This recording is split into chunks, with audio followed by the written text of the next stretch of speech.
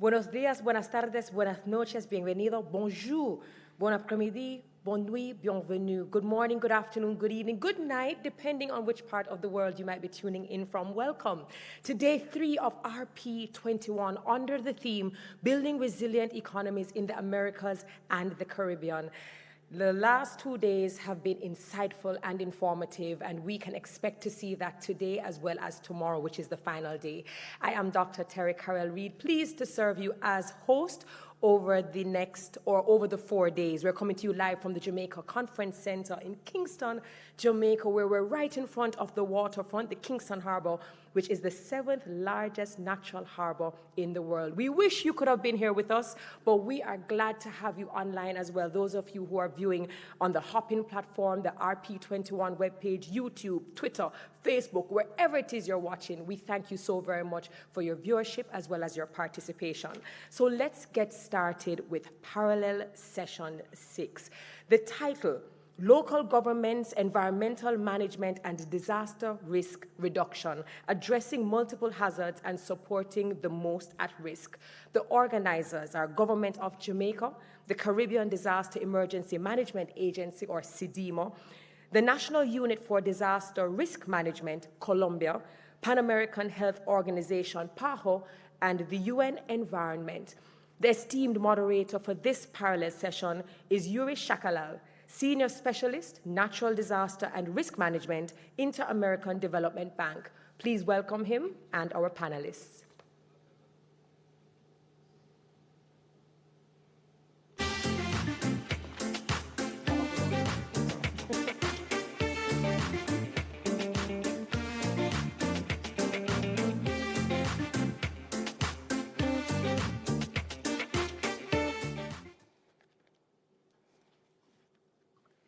Welcome and good day, distinguished dignitaries and delegates. On behalf of the Government of Jamaica, as the chair of the 7th Regional Platform for Disaster Risk Reduction in the Americas, co-organized together with the United Nations Office for Disaster Risk Reduction and the Caribbean Disaster Emergency Management Agency, CDEMA, I relay a wagwan and a warm virtual Caribbean welcome to all participants, wherever you might be located. I have the distinct pleasure of being the virtual general session moderator for this parallel session 6, focused on the topic local government, environmental management, and disaster risk reduction, addressing multiple hazards and supporting the most at risk.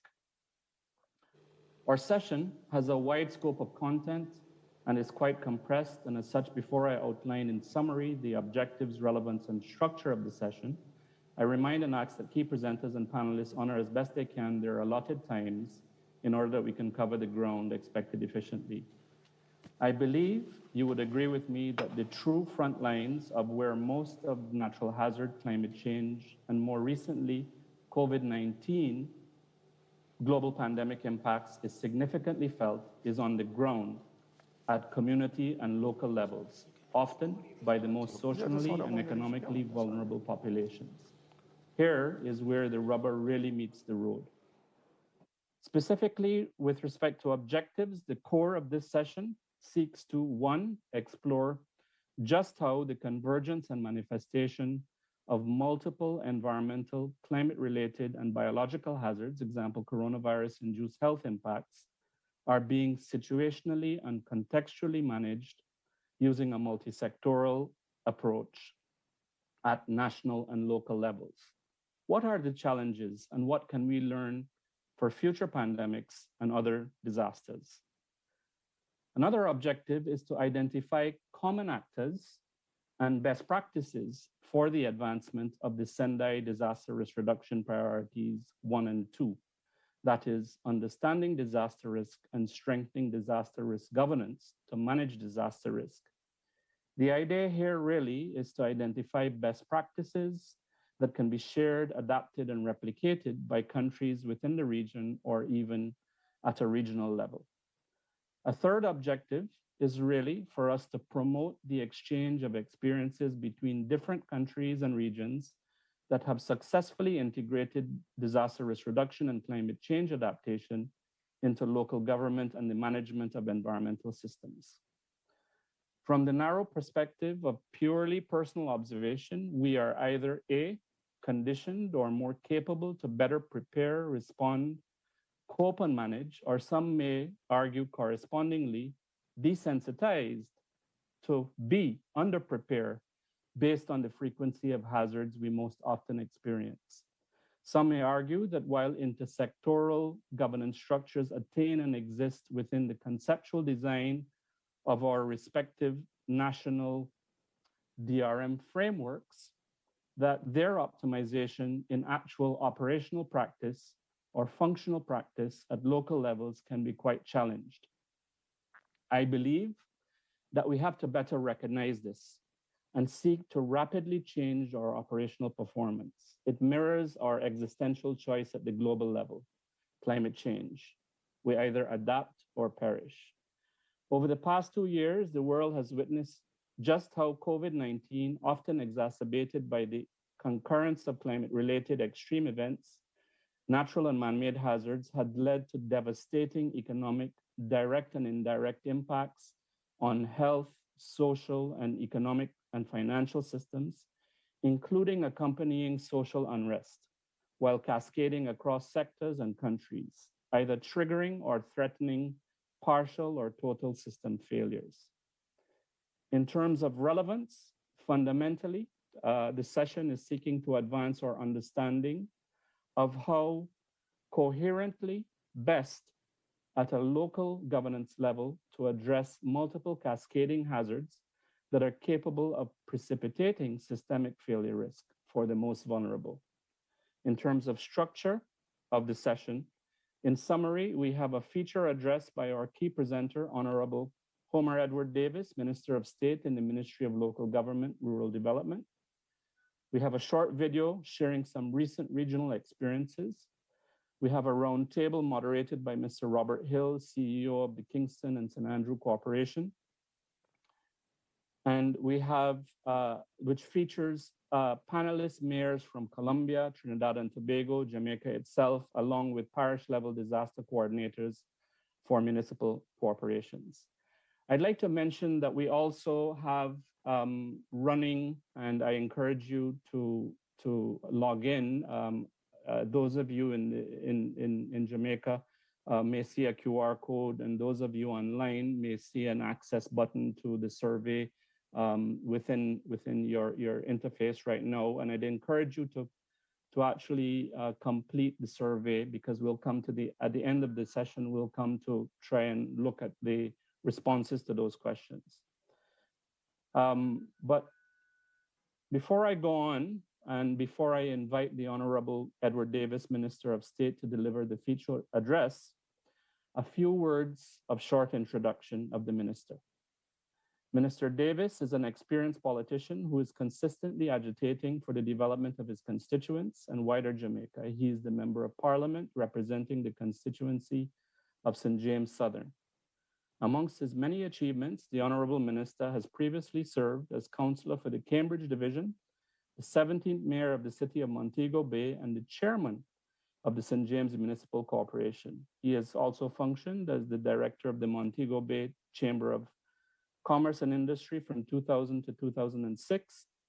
He is also a Justice of the Peace, and he was also awarded the Order of Distinction in the rank of Commander on October 2018 for his dedicated public service in the field of local government. The Minister places a high value on education and community development and wholeheartedly embraces the spirit of partnership and openness for investment to achieve the vision of shared prosperity for Jamaica. Without further ado, I invite the Honorable Minister to deliver the feature address. Minister? Thank you. Good morning to our viewers. Good morning to our listeners. Today is indeed a great day for Jamaica. Yuri Chakahal, Senior Specialist, National Disaster Risk Management, Inter-American Development Bank. Mr. Robert Hill, Chief Executive Officer, Kingston and St. Andrew Municipal Corporation. Mr. Delroy Williams, Senator, Councillor, Mayor of Kingston and St. Andrew Corporation, Elena Coombs, Parish Disaster Coordinator, Clarendon Municipal Corporation. I will now give the keynote address. The slowness and complicity of bureaucracy have for many years been identified as key reasons why governments fail to consistently deliver timely policy outcomes for their citizens. This takes on a particular meaning when the pressure of leading vulnerable societies located in our geographic regions are taken into account. There's no question that in the Americas and the Caribbean, we go up and slide down a slippery economic ladder. And this is significantly attributable to the constant assault of climate change on our physical space and on our population. We live year by year, hoping that our national and regional efforts to create sustainable mechanisms for achieving disaster risk reduction will not be swept away by Mother Nature. When it comes to the effects of disaster, the Regional Assessment Report on Disaster Risk in Latin America and the Caribbean 2021 provides some sobering statistics. It states that 1 out of every 4 disasters registered in the world occurred in this region. 277 million people in Latin America and the Caribbean have been directly or indirectly affected by disaster events. 53% of global economic losses due to climate-related disaster were produced in Latin America and the Caribbean. These challenges have been amplified by the severe impact of COVID-19, which has been with us for the last 18 months. This region accounts for more than 20% of the world's cases and 30% of global fatalities. This was a significant factor in the average of 8% economic contraction that the region experienced in 2020. And it is hampering the economic recovery efforts being made this year. Governments are constantly challenged to simultaneously respond to crisis immediately while planning for the crisis to come. These pressures are intensified by evolving attitudes and expectations about the role of government from our electorate and wider population. In this pressure cooker environment, it is perhaps unsurprising that policy misalignment exists. However, it is also true that a lack of policy coherence is not inevitable. It is not doomed to happen. Ultimately, it is an outcome of leadership at the political and administrative levels, both national and municipal. The government of Jamaica has been deliberate in creating a governance structure that seeks to connect policies for which a range of ministries is responsible and strongly promote partnership between ministers and their ministries. The expression we use for this is joined up government. In addition, this government, since it came to office in 2016, has featured a unique ministry, the Ministry of Economic Growth and Job Creation. This ministry falls under the supervision of the Prime Minister of Jamaica and includes among its policy responsibilities planning, land, environment and climate change, water, and public works. This reflects our position that the protection and promotion of the environment and the implementation of climate-smart technologies in public infrastructure are part of the push for high and sustained level of economic growth and economic development. It also reflects the government's view that economic expansion, environmental protection, and other elements of disaster risk reduction are not in conflict with each other and must be pursued together. This super ministry therefore brings all the elements of the planning, regulatory, and implementation processes together in order to streamline development process. The decision to treat disaster risk reduction as a high priority component of the strategy to achieve economic growth has been shaped over decades by special vulnerabilities that Jamaica has a small island developing state. The frequency and intensity of natural disaster have for a long time retarded our ability to implement initiatives to generate any sustained recovery from their occurrence. As a small island developing state, Jamaica's coastline is approximately 886 kilometers long and is home to a high percentage of our living ecosystem. The coastline also features most of our critical infrastructure, formal and informal housing, and a wide range of economic activities, including tourism, farming, fishing, shipping, and mining. Indeed, almost all our parish capitals, along with our two cities, Kingston and Montego Bay, touch the sea, and over 70% of our population resides in coastal areas. Improving the management of our coastal zones is therefore critical importance for the preservation of the environment, including marine life, as well as for the protection of our tourism, agriculture, fisheries, forestry, and water resources, all of which are climate sensitive.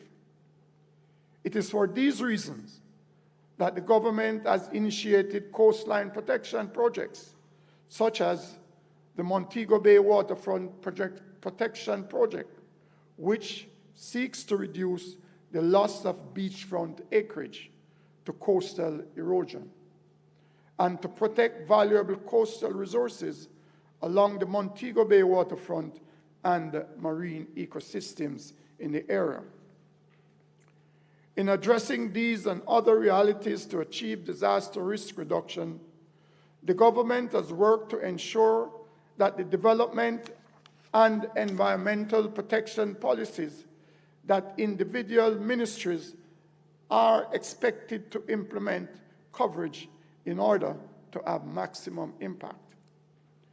In this way, we are avoiding unintended policy conflict and are actively driving increased partnership between ministries to achieve policy objectives.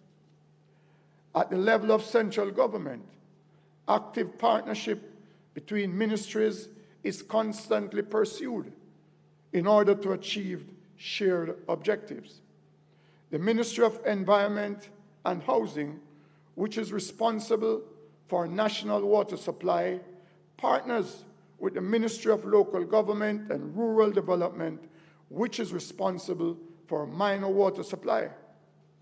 The ministry, which is also responsible for disaster mitigation and response, partners with the Ministry of Health and Wellness to manage the public health emergency that is COVID-19.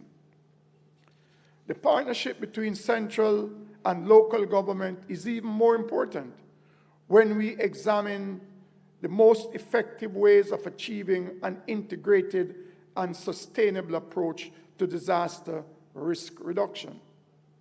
In the case of Jamaica, the legislative framework that provides the standard that promotes disaster risk reduction is significantly vested in the Ministry of Local Government and Rural Development. It is responsible for Disaster Risk Management Act, which sets out the authority and the structures to deal with all types of disasters. The Act gives authority to the Office of Disaster Preparedness and Emergency Management as Jamaica's national disaster agency. It also gives authority to the National Disaster Risk Management Council, which is chaired by the Prime Minister. Its constitution brings together over 30 categories of public and private sector partners, from the political opposition, mayors of municipality, to planning, public works and public utility companies, and a wide range of voluntary organizations representing various interests, including the physically challenged. The regulation of the built environment is also critical to achieving disaster risk reduction, and local government is also responsible for implementing the Building Act. This law authorizes the National Building Code and set standards for certifying workers in the construction industry, a sector which continues to grow even though the challenges of the pandemic at a rate of 6%. It empowers the local authority to act as local building authorities, responsible for the regulation of the built environment in their jurisdiction and for spatial order. It also facilitates the development approval process, which is managed by local authorities and is a structured, multi-agency regulatory mechanism for ensuring that applications for construction projects of all types and sizes comply with all established rules. This is a critical process which receives application for construction projects for hotels, malls, houses, and everything in between, and their potential impact on our environment, as well as their ability to withstand disasters, are essential part of the consideration. Despite very significant advances, challenges remain. The placement of significant parts of Jamaica's housing stock, especially informal settlements in environmentally sensitive areas, is a major barrier to ideal levels of disaster risk reduction. While the Building Act has a specific objective of preventing squatting, a total government approach, which features the Ministry of Housing and Urban Renewal, Environment and Climate Change, is being implemented to address this problem through the development of a squatter management policy. The preliminary works involve a comprehensive survey of the extent of illegal settlements across Jamaica, and 219 such areas across half of the country have already been assessed. The policy will not only address the prevention of squatting, but also the problem of what to do with the settlements that now exist. This issue is a multidimensional challenge to disaster risk reduction, and our experience in managing COVID-19 has demonstrated this. I was privileged to assist in addressing these problems as mayor of Montego Bay before September 2020 and as a parliamentarian since. The movement of the pandemic from its initial arrival in the country in March last year and to the point when community spread was declared on September the 4th, 2020, is linked in no small way to the unplanned, intimate living condition, unconnected to formal sanitation services that characterize the over 700 informal settlements that we have in Jamaica. The authority given by Disaster Risk Management Act effectively ensures that local government has and continue to play a vital role in managing all forms of disaster, including COVID-19. The implementation of all the public health protocols, inclusive of restrictions and other containment measures to fight the pandemic, has its legal foundation in the Act. However, the challenge of increasing citizen responsibility to mitigate against disaster is one that confronts not only small island developing states, but countries with significant urban population.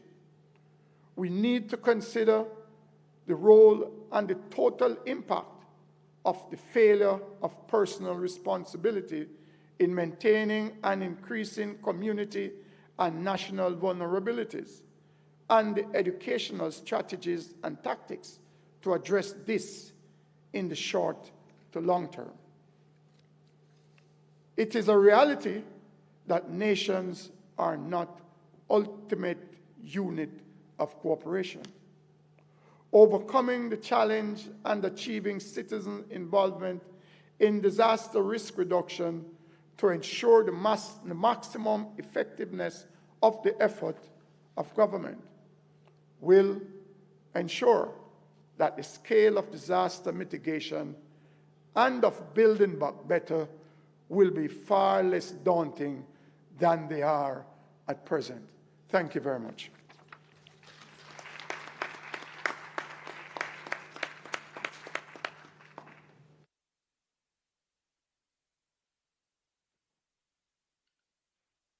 Thank you, Minister Davis, for your address. I think it was quite insightful, particularly with respect to the joined-up approach and the significant and important role of local government. I was struck by the example of the Building Act that you indicated, and not to mention the role of the citizenry in our own responsibility for managing our own risk as well. Colleagues, I believe now we have the pleasure of seeing a short video on some recent regional experiences before we go to the roundtable chaired by Mr. Robert Hill. So if we can cue the video, that would be appreciated. Thank you.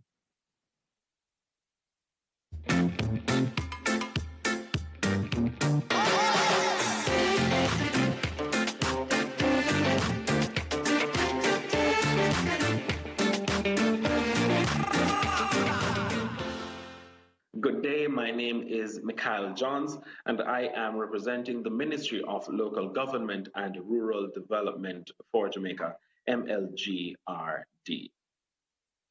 Hurricanes, earthquakes, flooding, fires, drought, and most recently COVID-19 have caused devastation within the Americas and the Caribbean region.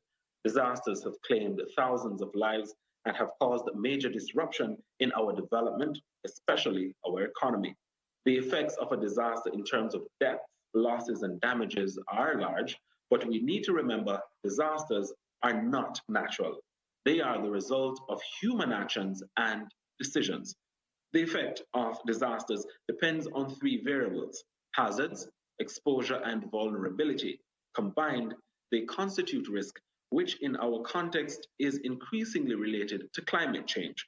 As the Intergovernmental Panel on Climate Change IPCC reports point out, the impacts of climate change translate into disaster risk, and if society as a whole does not act now, the frequency and severity of disasters will increase. The region not only suffers from place-specific natural hazards, for example, Jamaica and hurricanes, we are now experiencing the effects of hazards that are transboundary in nature. Haiti and earthquakes, 2010 and 2021, saw neighboring countries have to grapple with being the receiving areas of displaced persons. The St. Vincent and the Grenadines have volcanoes where ash deposit in Barbados has reduced visibility and threatened communities' health and livelihood.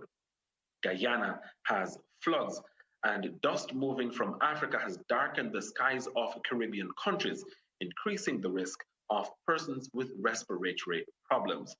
These realities have shown us that risks in one system have cascading effects that are manifested in other systems.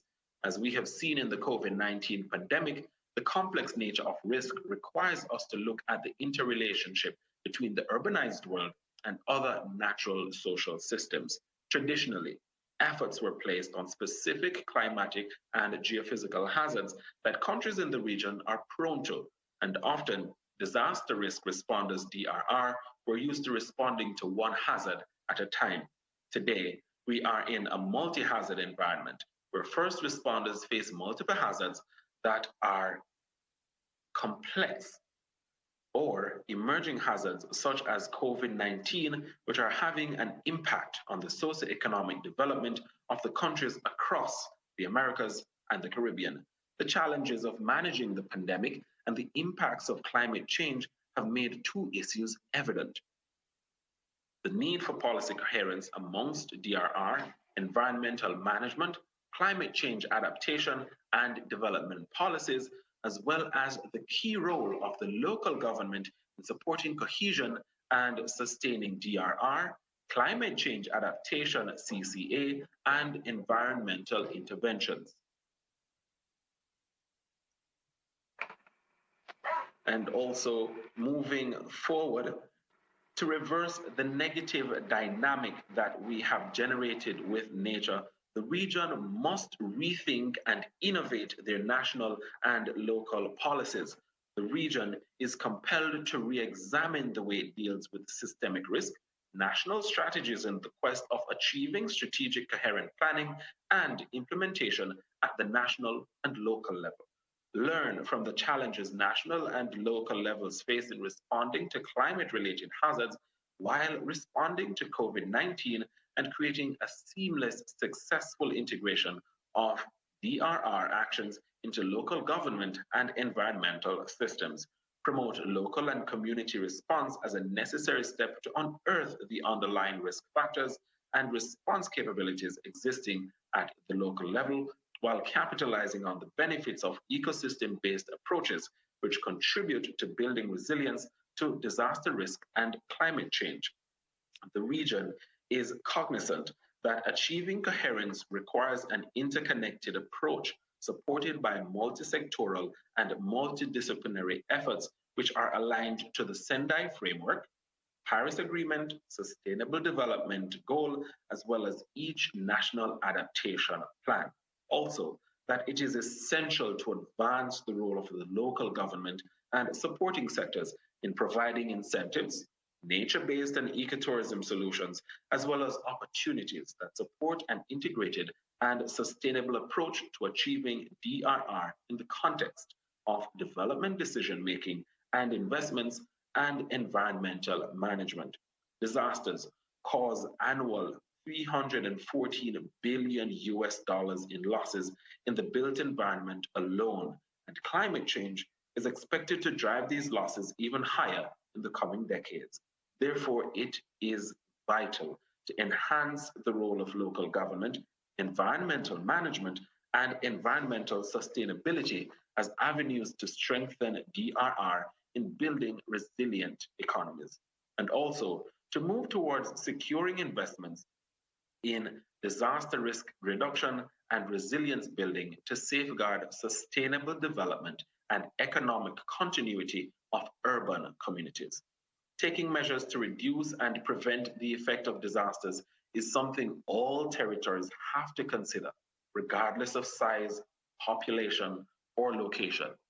Through the Shelter Management Program, Jamaica moves towards preparedness.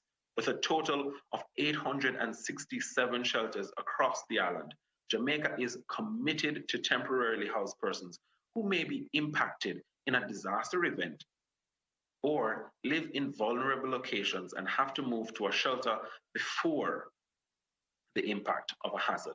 Traditionally, the shelter management program has included training of shelter teams, shelter inspection and signage, and shelter mapping. Given the impact of COVID-19, shelter guidelines had to be revised in keeping with the COVID-19 standards to include sanitization, temperature checks, and isolation spaces designated for families within the shelter. An innovation coming out of guidelines is a new role. A designated member of the shelter team is now responsible for screening and temperature checks of shelterees prior to entering the facility. All facilities also have isolation rooms as stipulated by the Ministry of Health and Wellness, MOHW. These innovations, done jointly by the Ministry of Health and Wellness and the Office of Disaster Preparedness and Emergency Management, ODPEM, show the need for continuous review and adaptation of strategies to better respond to challenges posed by multi-hazard situations and the systemic nature of risk. Thank you.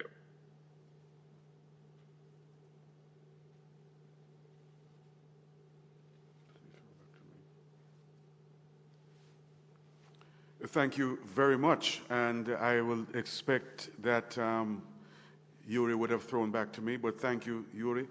My name is Robert Hill, Chief Executive Officer of the Kingston and St. Andrew Municipal Corporation here in Kingston, Jamaica. So let me therefore say good morning, buenos dias, buenos tardes, bonjour, bon dia, from across the region, Kingston, to our partners and officials across the Latin America and Caribbean region joining us here for this roundtable session. You would have seen that the video preceding my presence here showed the operational framework of how we manage disasters in Jamaica. And it's my pleasure to introduce the members of this roundtable, first with my own boss, mayor and friend, Mayor Delroy Williams, CD, Kingston and St. Andrew Municipal Corporation, the chairman of the Kingston and St. Andrew Municipal Corporation and mayor of Kingston. Our good friend from Trinidad and Tobago, Mr. Glenn Ram, Parliament of Trinidad and Tobago, the advisor to the Member of Parliament of Kumuto and Manzanilla in Trinidad. Our local representative in terms of disaster coordination, Ms. Eleanor Coombs-Waith, Parish Disaster Coordinator for the Parish of Clarendon, and of course, Mayor Maria Emilcin Angulo, Mayor of Tumaco, Norino in Colombia. And these, ladies and gentlemen, are our members of the roundtable session, which will be addressing two major questions. The first question, how can greater coherence between policies, legislation, and planning for DRR, environmental management, and climate change adaptation and development be fostered at both the national and local levels? The second question, what can local governments learn from COVID-19 for future pandemics and other disasters? I now invite His Worship the Mayor of Kingston, Senator and Councillor Delroy Williams, to answer both these questions. Mayor Williams. Good morning. Just provide some answers that will cover both questions. The time is limited, so let me try and just put forward some pointed information. First, I'd like to say that in terms of coherence in policy, the main approach would be you have to have our policy formulation process that is rigorous. Your policy formulation process must understand that environmental management, disaster risk reduction, climate change, risk management, emergency management, all of these are, they all transcend disciplines and transcend organizational boundaries, which means that you require coordination in developing your policy. And that's what we mean by being rigorous, that your policy formulation process must be inclusive, highly inclusive, which means that you're taking into consideration all the contributions from the various agencies and ministries and disciplines. The policy formulation process, by also being rigorous, we wanted to what we refer to as to have seamless coordination. And that is necessary because of the complexity of the issues confronting us, all the various issues which are climate change issues. So that complexity requires what we generally refer to as seamless coordination. And I've heard it come out in many of the speeches before. They also, because climate change issues are of longer timescales, and I separate climate change issues from climate-related issues. Climate change issues are separate from climate-related issues. Because climate change issues are of longer timescales, then your policy must be long-term. And that long-term policy direction is good for legislation. So because your policy is long-term, or your set of policies, then it gives you the time and the confidence to put in the set of legislation or legislative changes that will support the policy. And so the point here is for your policies must be, formulation process must be rigorous, and the policies must be long-term in terms of their direction. I quickly also like to mention that local government, to have the tools for effective and timely management, for us to have the tools for effective and timely management of risk, there are 3 specializations that must be brought together. One is the specialization of climate change. Then you have the specialization of risk management. And then you have the specialization of emergency management at the local level.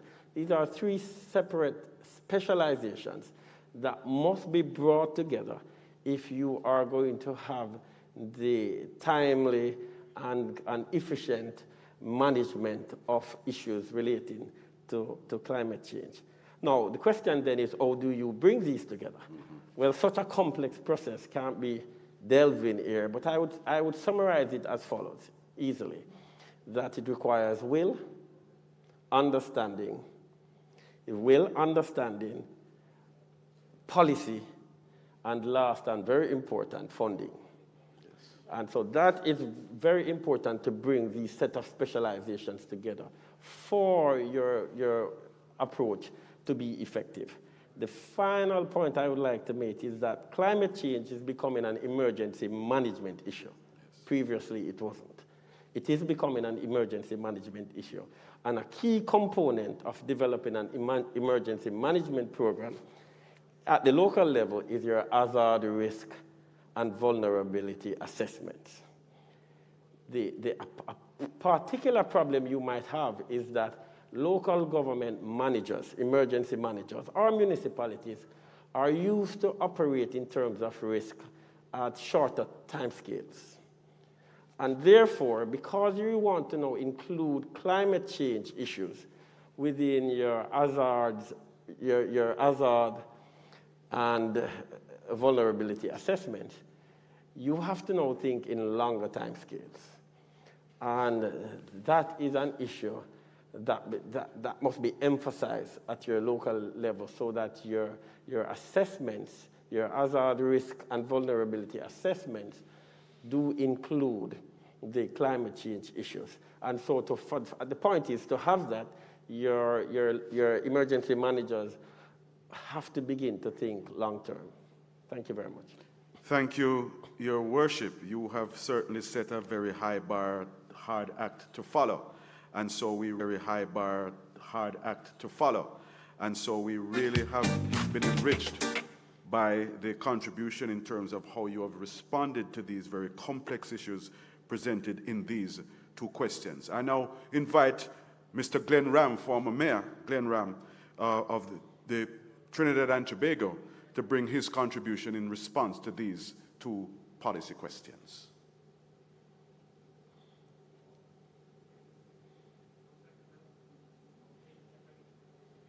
And he'll join us momentarily.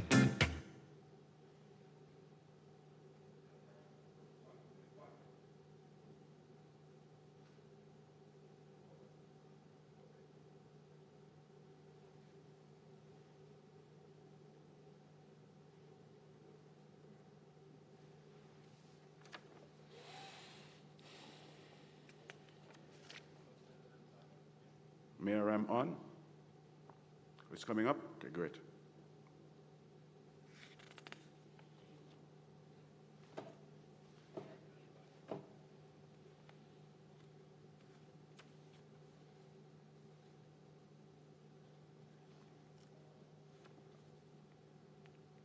Oh, there he is, I see him.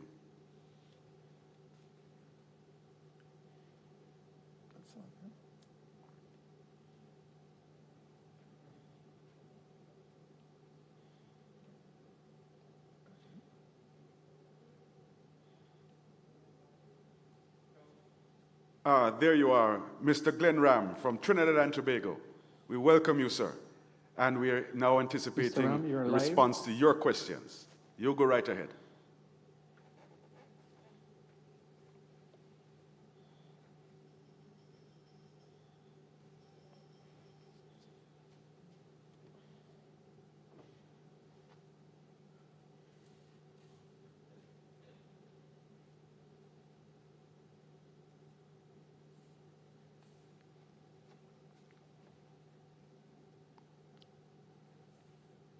Is he hearing us? Mr. Ram? Okay. Okay.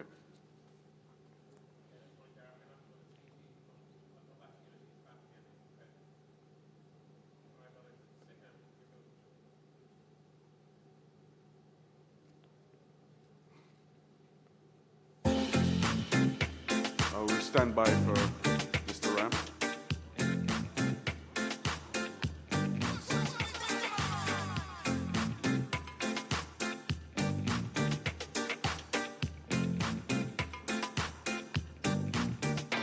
Also take the time to acknowledge our mayors that are here, mayors and deputy mayors, councillors, also our disaster coordinators and colleague CEOs from other parishes that are joining us as well.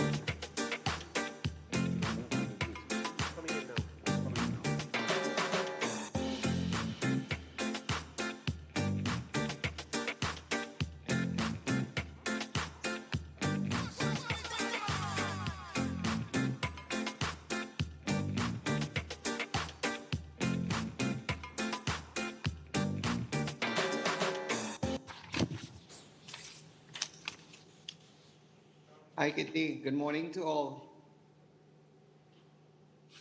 So, all my friends from all over the Caribbean, Latin America, and the Americas, good morning to all. I had the privilege of listening to my good friend and colleague from Jamaica, Mayor Delroy, as it relates to the policy, legislation, and planning for DDR, environmental management, climate change adoption. In terms of it, I agree that we need some rigorous policies and legislation in terms of how we move forward in terms of these very important aspects. In terms of the Trinidad and Tobago perspective, in 2019, we adopted passed in the Parliament National Climate Change Policy, and it dealt with a number of framework and mitigation processes in terms of it. So we were able to pass some laws and things that we wanted to transcend at the local level, some of it was adopted. But at the end of the day, with the whole impact of COVID-19 and so forth, we have the situation where we have to deal with additional disaster reduction risk. And in terms of it, local government, I'm saying in terms of Trinidad, local government is not given all the tools, resources, the adequate human resources, and so forth, even financial resources to actually deal with this. Things are done at a national level, but actually when it transcends down to local government, it's something that we have to deal with. So I agree with in terms of policies and that needs to be taken at the national level so we could actually deal with policies and legislation. Because as was shown in the slide before, some of the disasters we have within our region. And Trinidad, we are not immune. We are known for flooding. We had a number of freak storms and storms that affected our country, and it impacted the poor and the destitute and those at the lower end of the ladder. So in terms of it, we need to really foster that policy and legislation, proper planning at the central government level and implement it in terms of the local government level so that we can actually deal with these disasters and so forth that happen. Also in terms of it is that we are very much strapped in terms of not only hello Kareem We're hearing you. hello hello hello hello hello Yes, we're hearing you, Sir Ram. We're hearing you. hello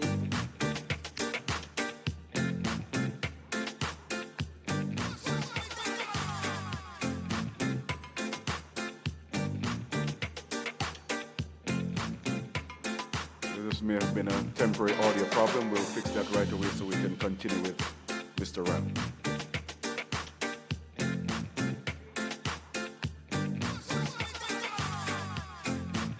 and legislation and planning he's has back. to be transcended more to the local government level so that we can actually, because local government is the body that deals with the grassroots person, the man on the street, the person at the lower echelon, as I said.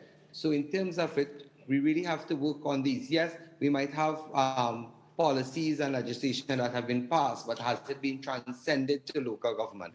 And again, with the eminence of COVID into the whole thing, our resources have been stretched to capacity in terms of dealing with disasters within the region and so forth.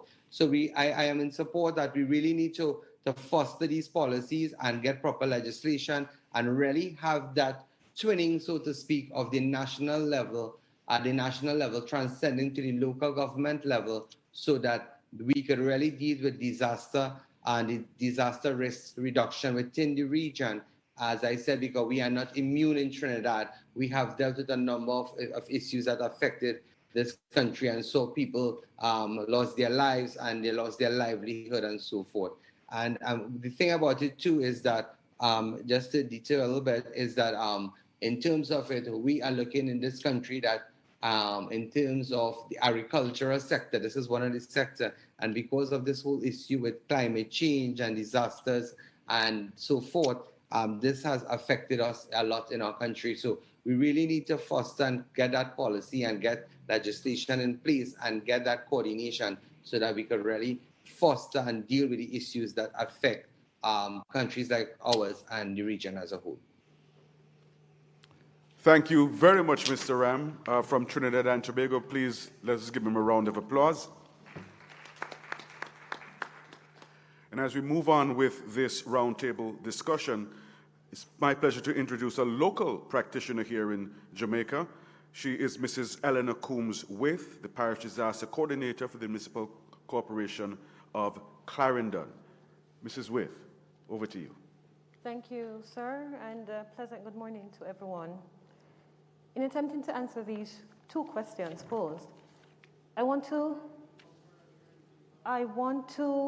present to you 2 areas of suggestion to improve greater coherence in the disaster risk reduction and climate change adaptation.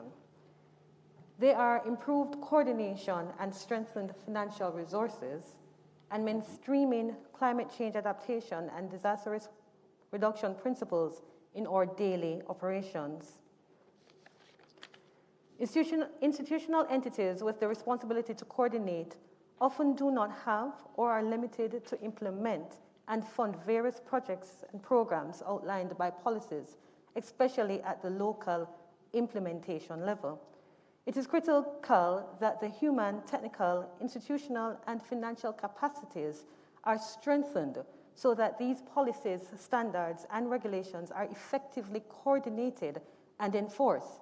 And this will result in better enforcement of no-build zones, the preservation and management of protected areas such as our mangroves, our forests, and our rivers, and managing and reducing risk, such as facilitated informed decisions to reduce development in vulnerable areas. Another area that I would like to focus on is improving the engagement of civil society and institutions on various platforms and through partnership with the NGOs, donor agencies, and the ministry's department agencies. This improvement or this engagement will improve policy and legislative coherence in environmental management process. By utilizing the various mechanisms and mediums, parishes such as Clarendon, Manchester, St. Catherine have led the development of a local sustainable development plan, which lays the foundation of the formulation and implementation of environmental actions, which includes disaster risk reduction and climate change adaptation projects and programs. It is important that the promotion of these environmental management, including DRR and CAA, is critical to the success of the Sendai framework, which is also aligned to the Vision 2030 and the Sustainable Development Goals. The message of resilience requires a deliberate, robust communication strategy among all sectors and civil society, which is indicative to address the issues of making climate change adaptation and disaster risk reduction a way of life, a lifestyle, and not just another policy document. Local authorities, in partnership with ministries such as Ministry of Local Government and Rural Development, and entities such as Office of Disaster Preparedness and Emergency Management and National Environment Planning Agency and other donor agencies, have credited much success in establishing mitigation and public education campaigns to better respond to the effects of climate change and disaster risk reduction. Risk-informed, evidence-based plans with proper monitoring evaluation system targets the improvement of designated shelters, especially in flood-prone and low-lying areas, the strategic placement and equipping of emergency stores, the constant training and retraining of emergency volunteers, and the installation of signs and early warning systems. These are simple but profound processes that are engaged in building capacity. These processes, however, can only be sustainable via financial incentives, the use of traditional and social media, and heavily investing in human and technical capacity. It is necessary for all entities to strengthen the strategic, operational, and technical capacity for greater resilience. And prioritizing disaster risk reduction and climate change adaptation to sector and civil society's visions and goals will enable the success of goals number 4 in Vision 2030 and goal number 13 of the Sustainable Development Goals action to align in with the Sendai framework and other climate actions. So facilitating incentives, strengthening capacity, and increasing resources to prepare, respond, and recover in urban centers as well as rural town centers with urban characteristics highlights the importance of investing more in established risk-informed, evidence-based plans with proper monitoring and evaluation system, which will result in well-guided, detailed decision, policy making, planning, and continuous learning that will improve synergy at all levels, reduce local risk and vulnerability, and of course, increase resilience. Now, COVID-19 has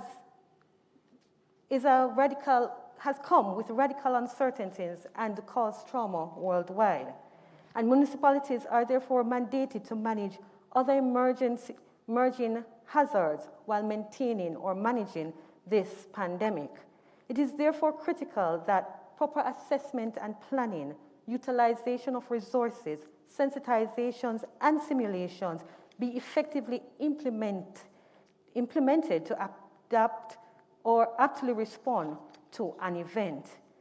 I want to present to you that to attain maximum resilience, we need to partner for resilience. And how do we do this? To increase this resilience for future pandemics and other emerging hazards, we need to invest in and develop multi-hazard risk assessment profile with communities and local authorities that are densely populated and with eco-social vulnerabilities to forecast various models. And this will show the probability of the spread and best responses with locality.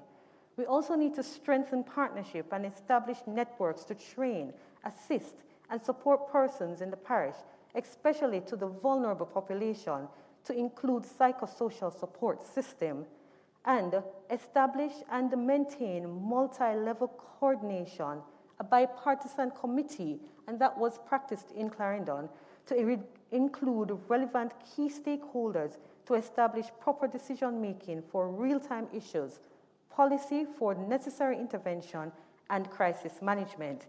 And last but not least, exercise priority planning by aligning the short-term emergency responses with the long-term effects of the pandemic to include food, medical, educational, and economic security. In essence, the pandemic has provided opportunities for municipalities to think out of the box in addressing and responding to other hazards and crisis management.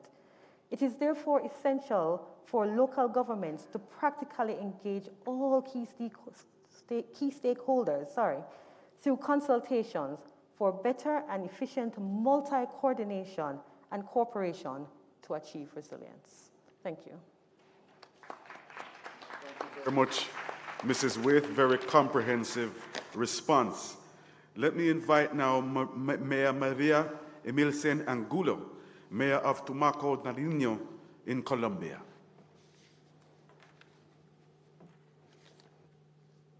There you are, Mayor. Hola, muy buenos días para todos. Hello, good afternoon, everybody. Thank you for this invitation, for allowing me to participate in this event.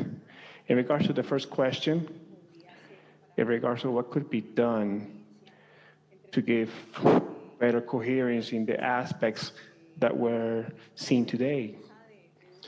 As mayor of a municipality that it's quite small, I think the political leaders have several challenges within a community of this type, and that are daily things that the community expects from our side. They expect results, but it's clear, but there's not a calm feeling in the atmosphere from the political leaders.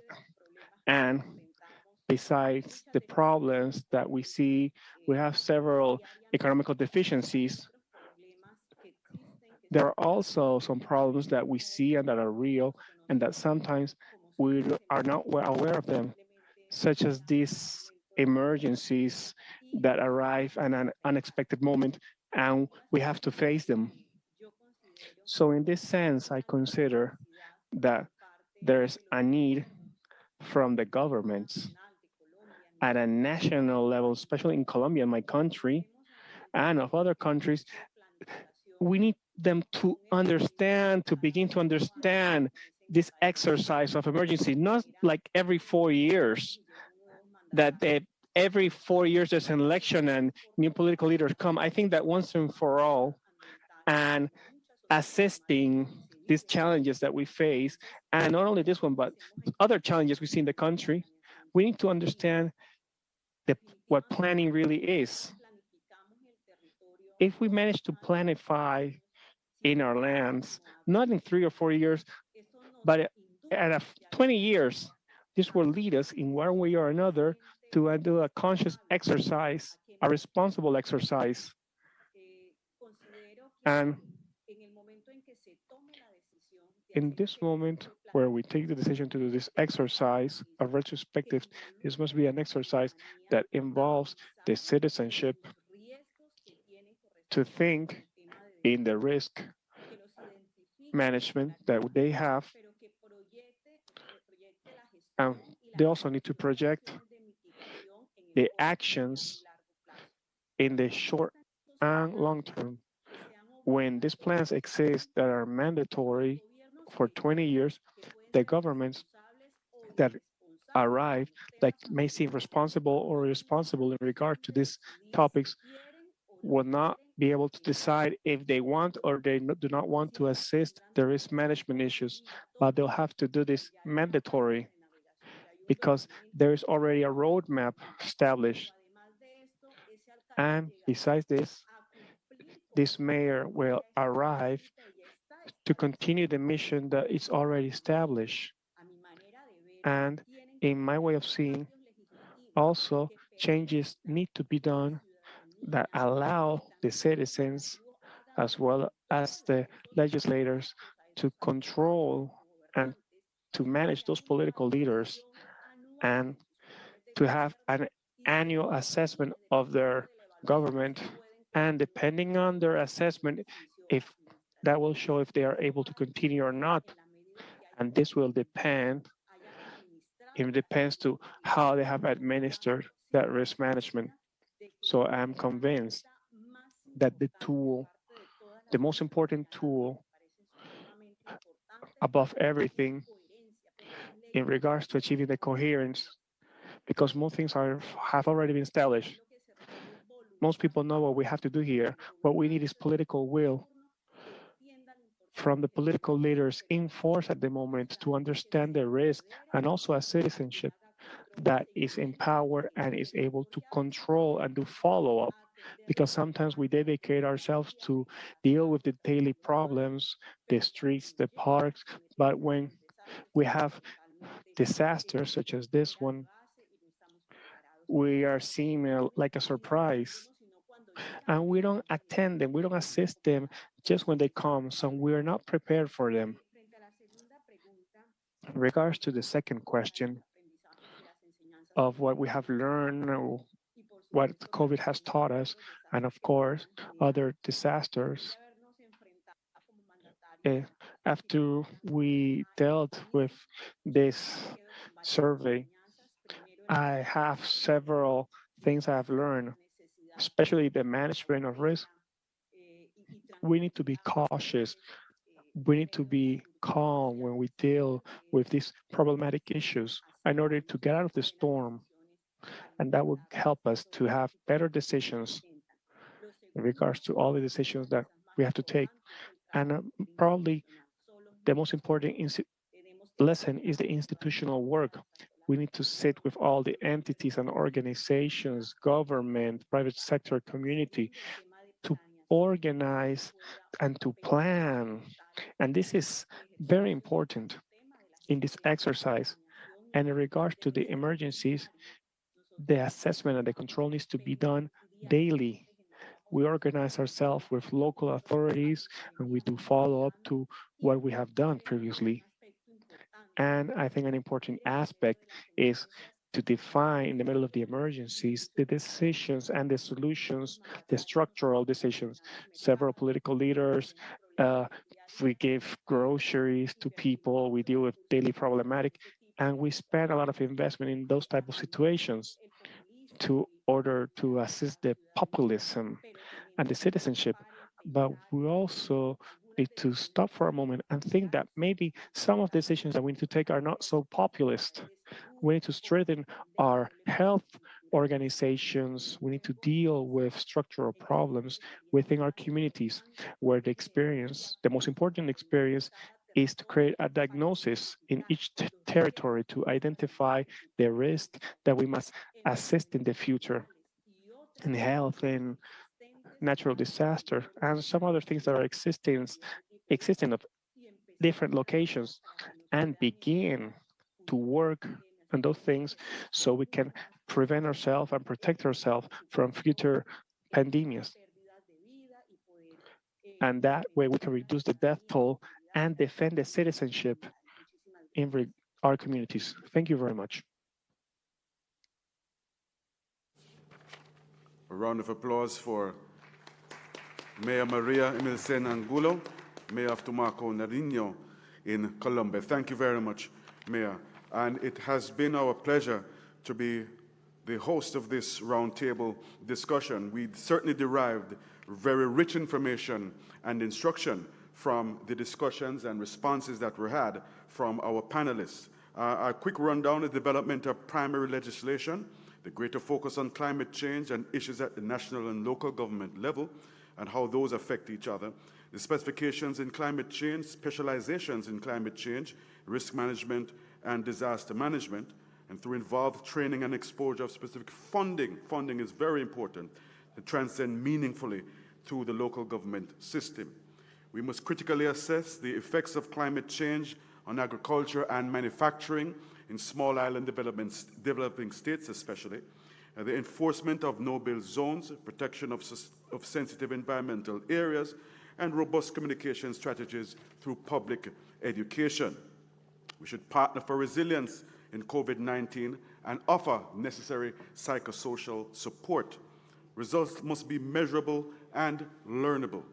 The exercise of the emergency, the active involvement of our citizens, and the emphasis on performance outcomes. It has been my pleasure to be your moderator, and let me again thank Mayor Delroy Williams, Mayor of Kingston, Mr. Glenn Ram of the Parliament of Trinidad and Tobago, Ms. Eleanor Coombs, Parish Disaster Coordinator for Clarendon Municipal Corporation, and Mayor Maria Emilsen Angulo, Mayor of Tumaco, Nariño, Colombia.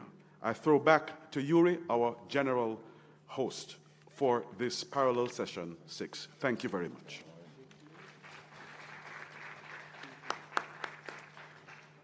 Thank you very much, Robert, and thank you to the panelists. Excellent, very rich conversation. I think the thing that is striking me the most is that I think that there is consensus that obviously greater policy coherence is needed. I was struck by the Mayor of Kingston's outlook, particularly that we should be having long-term policy direction. In summary, some of the things that really jumped out, I think, was the need for coordination, greater stakeholder collaboration between private sector, civil society, and government in the planning. Noticeably, the resource constraint that was identified by the mayor from Trinidad. But what was quite interesting for me was the point that was introduced by the mayor from Colombia with respect to almost performance-based measurement or monitoring of risk management performance at the local government level, and that the citizenry having a role in observing that risk management performance by the authorities. So I think generally the consensus is that greater policy coherence is needed, more seamless coherence is needed, obviously more legislative work, but a lot of effort on the coordination and the resourcing of that coordination. Before we close out, perhaps we can go to the questions that were identified on the screen. I think the key question with respect to major gaps to integrating local governance and local planning for sustainable environmental management and disaster risk reduction, I think an overwhelming majority of people identified finance and management are the major gaps. So I think we have a clear readout that's consistent with what was presented by the panelists in terms of the gaps and challenges, and large consensus around financing and management. Can we have the second question? In terms of practices and having that are having the most impact on local governance and environmental management, supporting DRR in the region. Overwhelming response was that partnerships for disaster risk reduction and climate adaptation at local level is required. So I think that too, the overwhelming response by participants actually fit quite nicely with what the experiences of our local government officials and mayors have advocated in the roundtable conversation.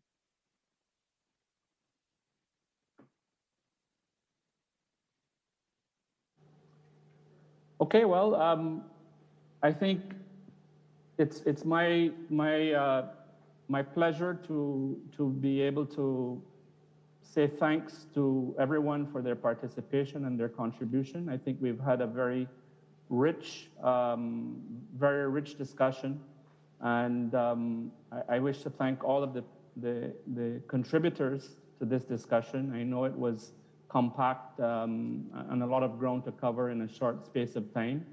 But if I had to choose two words to sort of describe, you know, what the consensus would be in terms of actions or priorities that we should be pursuing to address this challenge of policy coherence and resourcing at the local level, I would say it is adaptive management.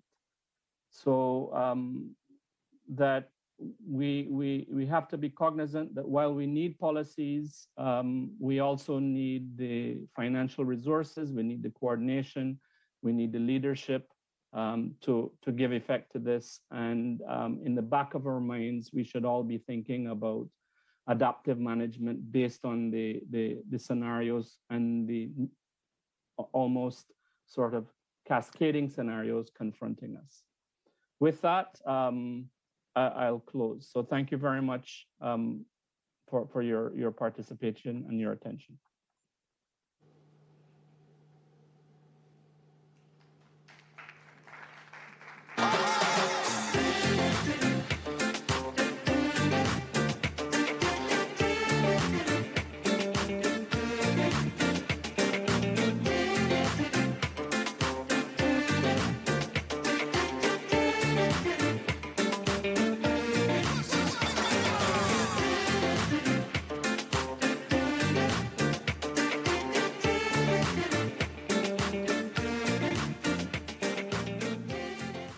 We hear the message loud and clear: adapt or die. Thank you so very much to moderator Yuri Chakalal, Senior Specialist, Natural Disaster and Risk Management, Inter-American Development Bank.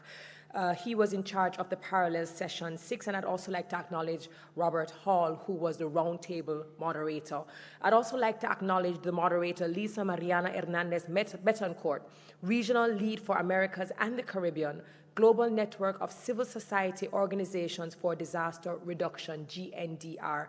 She was the moderator for Parallels Session 5. We just would like to remind you to use the hashtag RP21. We do have a live Twitter feed right now on Hopping, so we want to keep you active and engaged, and we want to know what are the things that are resonating with you the most. We will see you back at 11, where we will continue with our Learning Lab and Parallels Session 7. See you then.